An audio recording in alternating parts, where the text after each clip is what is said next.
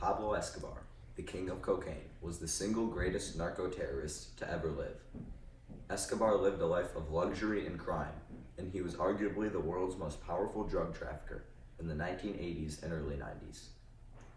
Throughout his career, he supplied around 80% of the cocaine smuggled into the US, and his line of work left him a lasting legacy globally and in the world of drugs. When Pablo was born on December 1st, 1949, Colombia was drug-infested and a heavily armed environment. He was the second of 7 kids of a large family. His parents had ordinary jobs. His father was a peasant farmer and his mother a school teacher.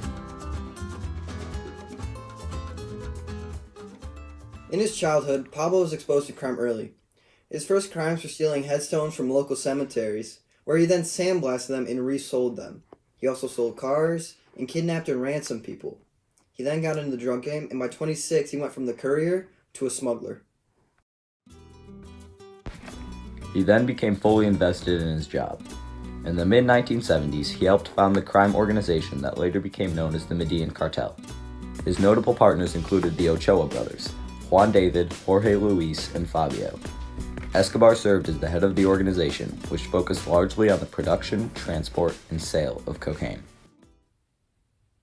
Yeah, Pablo, he was my brother.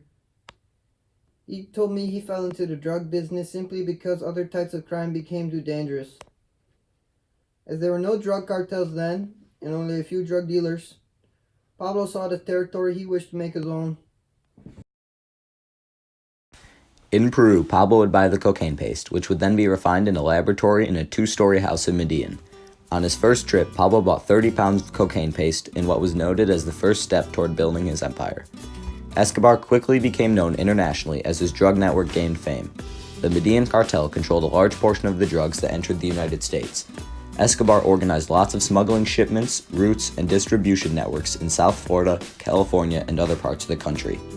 At one point, it was estimated that 70 to 80 tons of cocaine were being shipped from Colombia to the United States every month.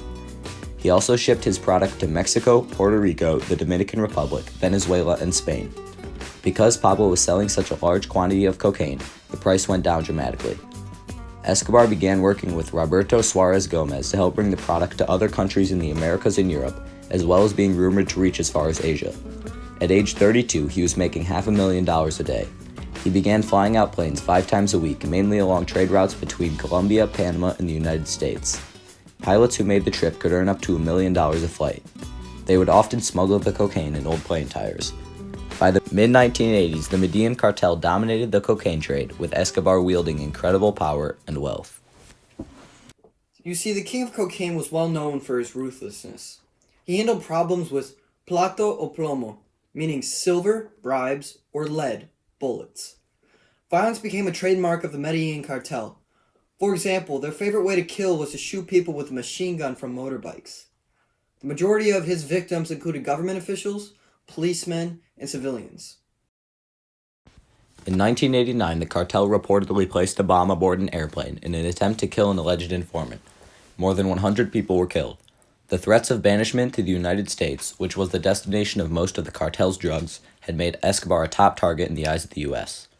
Initially, Pablo tried to bribe the Medellin judges who were forming cases against him and was unsuccessful.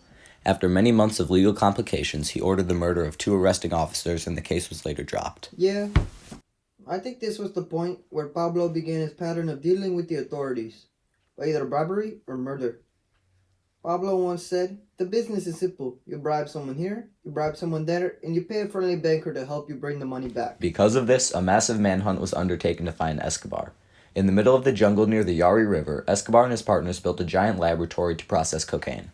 It was at this time that 2 undercover DEA agents sold ether to the cartel and put transmitters in order to track them in 2 of the barrels of ether that were vital to the making of cocaine. Signals were being picked up through a spy satellite. They sent men to confiscate the lab, which was called Tranquilidad, or the Land of Tranquility. Pablo's lab housed 14 metric tons of cocaine. They found lots of these labs, making it the largest drug bust in history.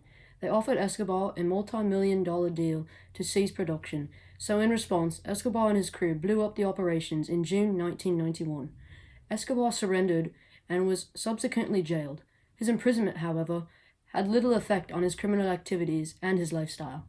He was allowed to build a luxurious prison which became known as La Catedral, meaning the cathedral. Not only did the facility include a nightclub, sauna, waterfall, and soccer field, it also had telephones, computers, and fax machines. However, after Escobar tortured and killed 2 cartel members, officials decided to move him to a less privileged prison. Before he could be transferred, Escobar escaped custody in July 1992. During their prime in the mid-80s, the Medellin cartel was shipping 11 tons of cocaine per flight to jetliners in the United States. Pablo would also mix his product with fish paste and ship via boat, as confirmed by his brother. Yeah, me brother. He also said that he had planes and he had 2 submarines to transport massive loads of cocaine. During the height of its operations, the Medellin cartel brought in more than $70 million per day. They also smuggled 15 tons of cocaine per day, worth more than $500 million, into the United States. The cartel spent over $1,000 per week purchasing rubber bands to wrap the stacks of cash, storing most of it in their warehouses. 10% of the cash had to be written off per year because of spoilage, due to rats creeping and nibbling on the bills that were within reach. In 1989, Forbes magazine estimated Escobar to be one of the 227 billionaires in the world, with a net worth of $3 billion, while his cartel controlled 80% of the global cocaine market. When he was 30, he bought his first house for $63 million, which was a 7,000-acre estate in Colombia, where he housed giraffes, hippos, camels, and other animals. He hired a professional cameraman to make his own private movies.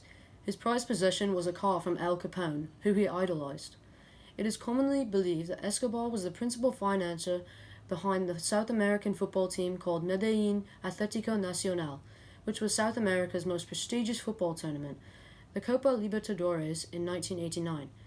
He also housed planes and helicopters. You see, Pablo was a people person. He funded various projects to aid the poor, earning him trust and comparisons to Robin Hood. He built a church and over 200 homes for the poor. He would do more good than the Colombian government in the eyes of the people just to earn trust. That perception helped him win an election to an alternate seat in the country's Congress in 1982, where he would then bribe and kill to get ahead politically. Even Pablo and his cartel, with their vast resources, could not survive forever. A Colombian task force intercepted a call coming from a middle-class house in Medellin. The team knew it was Pablo because the call had been made to his son. It seemed that Pablo knew they were onto him as the call was cut short. Pablo and his bodyguard fled across the rooftops. They tried to get to a side street behind a row of houses, but the task force opened fire on them before they got there. Pablo died from a shot to the leg, torso, and finally the head. However, there is a mystery to his death. Nobody knows whether the task force finally killed Pablo, or if he delivered the fatal shot to himself. He died on December 2nd, 1993 at the age of 44. After he died, the Medellin cartel soon collapsed. Pablo Escobar had an enormous impact on the people of the time. The show Narcos on Netflix is a story about Pablo and his operations. Escobar is still talked about today.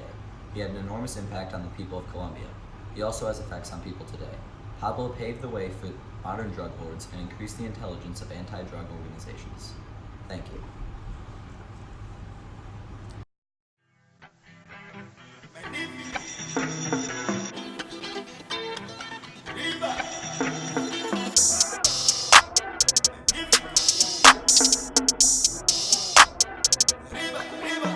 Trapping like the narco. Got dope like Pablo.